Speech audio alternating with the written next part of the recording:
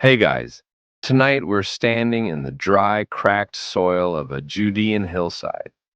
The sun is low, casting long shadows over fields that stretch like quiet prayers across the earth. A farmer bends down, fingers brushing the dust, and drops something so small it could be mistaken for nothing.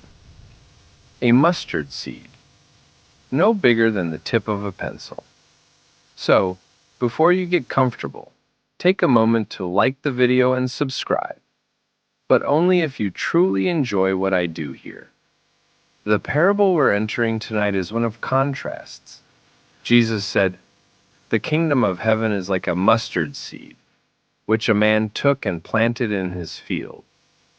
Now, here's a mainstream fact. Among seeds commonly sown in Israel during Jesus' time, the black mustard seed was one of the smallest. You could lose it in a gust of wind. Yet farmers valued it not just for flavor, but for surprise. When it grew, it didn't stay small. It could rise 8 to 10 feet, almost like a tree, dominating a garden. But Jesus wasn't giving agricultural advice.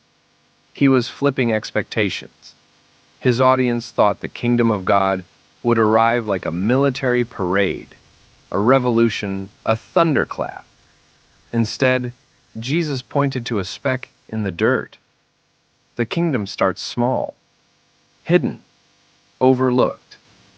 It doesn't begin in palaces or war rooms, but in wombs and stables and fishermen's boats. It begins where nobody's looking. And maybe that's exactly what you need to hear tonight. Maybe your life feels like a handful of dust and a prayer, like nothing's changing, like your faith is too small to matter. But Jesus doesn't dismiss the small, he blesses it. He's saying, don't despise the beginnings. What I start in secret, I will finish in glory.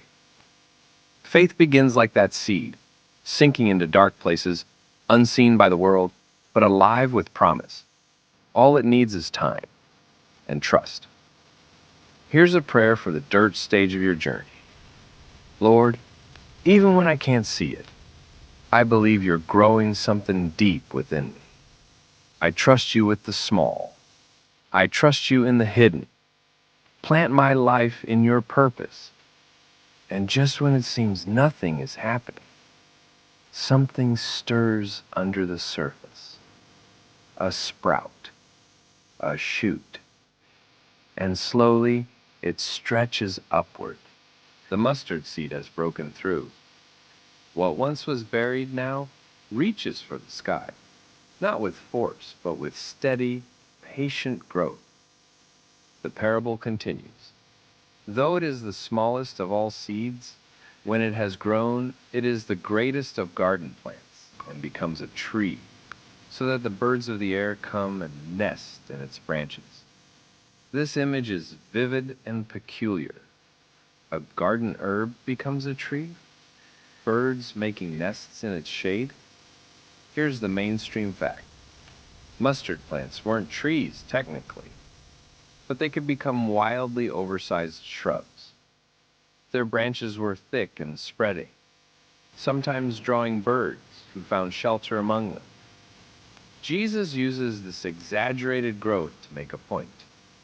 The kingdom of heaven will expand in ways no one expects.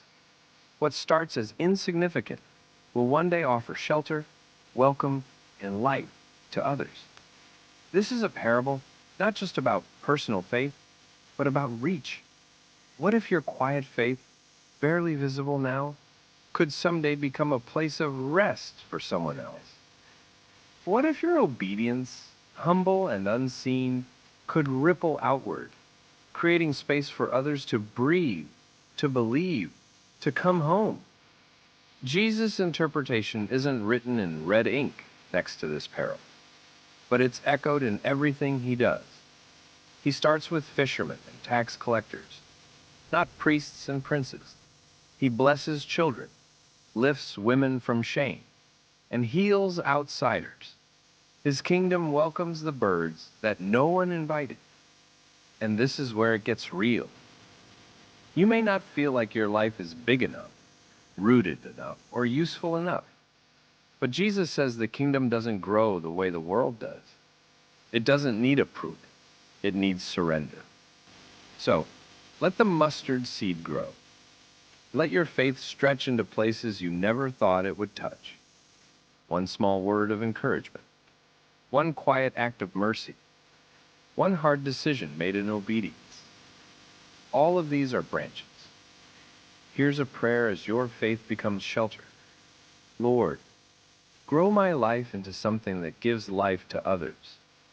Let my small yes to you become a place where others find peace, comfort, and a glimpse of heaven. And as the sun rises higher over the field, the birds come. Not just one, but many. The seed you planted is no longer just yours. It belongs to the kingdom now. But Jesus doesn't stop with trees and birds. He moves mountains with mustard seeds too. The tree sways gently, the birds sing. But now Jesus says something so radical, so impossibly bold, it almost sounds like poetry or madness. If you have faith as small as a mustard seed, he says, you can say to this mountain, move from here to there, and it will move. Nothing will be impossible for you. This is where the parable moves from growth to power. Here's the mainstream fact. Mountains were often symbolic in Jewish literature, representing challenges, kingdoms, or even spiritual immovables. Jesus was speaking to people who knew what it meant to stand before things too big to change. And yet, he ties it all back to mustard seeds. Not armies, not intellect, not perfect behavior, faith, small faith. But real faith. Jesus isn't promising magic tricks. He's inviting us into trust. The kind that steps forward when the odds say, stay back. The kind that prays when answers are nowhere in sight. The kind that believes God's hand is still moving, even when our eyes see nothing but stone. His interpretation here is layered. He's not glorifying the mustard seed itself. He's glorifying the God who responds to it. A tiny seed of trust in a mighty God can set miracles in motion. Because it's not about the size of your faith. It's about where you plant it. Think about it. Jesus performed his greatest miracles in response to unlikely, desperate mustard seed moments. The woman who reached for his robe. The centurion who said, just say the word. The friends who tore through a roof. They didn't have perfect theology, but they had just enough trust to act. And maybe that's you. Maybe your mountain isn't moving. Maybe your prayer feels unanswered. But mustard seed faith keeps asking, keeps showing up, keeps believing that the ground can shake, even if it hasn't yet. Here's a prayer when the mountain seems too high. Lord, I don't need giant faith today, just enough to believe you are near. I trust you to move the things I can't. And I trust you even if they don't move right away. And now, the mountain isn't just a metaphor. It's part of the story. It listens when faith whispers. Because even mountains know the voice of the one who created them. As we close tonight's reflection, let's ease into stillness, where mustard seeds quietly wait beneath the soil and faith leans back into trust. Now the field is quiet again. The seed has been planted, the birds have come, and the mountain still looms in the distance. But it no longer looks as intimidating. Not because it shrank, but because something inside grew. What Jesus wanted us to see was never just a seed, never just a tree, never just a mountain. He wanted us to see the invitation, to start small, to trust big, and to wait for a harvest we might not fully understand. Maybe tonight your heart feels dry like soil. Maybe you're still staring at a bare patch of ground, wondering if anything good can grow there.